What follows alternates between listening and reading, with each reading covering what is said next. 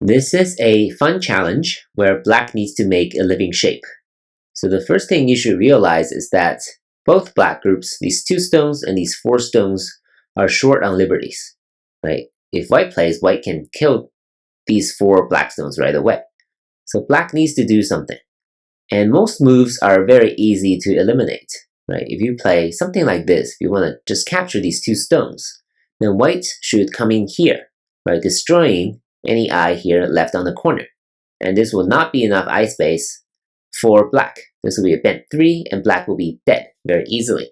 So number 1 here is eliminated, and crawling here will not work, obviously, because white can kill black this way. And another thing to try is this move. But this doesn't really work for the purpose of our problem, because white can Atari here, black can capture, and white can come in this way. You can argue that black will be able to escape this way, but even in a real game, you might not want that because you're helping white build a wall on the outside. It may not be worth saving this group after number 3. So this is not the correct answer either. And white is not just gonna connect here and give you this living shape. Also, this will not work because once again, white can come in right here, and this will not be enough eye space for black. Only 1 real eye by capturing these 2 white stones. So the only move left to try is this Atari, right? Doesn't seem very promising, but let's see what happens, right? So if white comes in this way, black can actually make an extra eye here, right?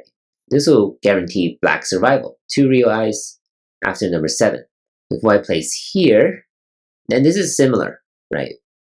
Black is still threatening to make a real eye here, and with number 2, this shape, black can throw in here. And this will be a connect and die for white. And this will at least be 1 real eye for black. So there'll be 2 in total. So what should white do? White should hope to Atari here. If black captures, now white can come in, and this will only be 1 real eye. Right? So it seems like this will not work for black. But black doesn't need to save these 3 stones. What black can do is actually play this move.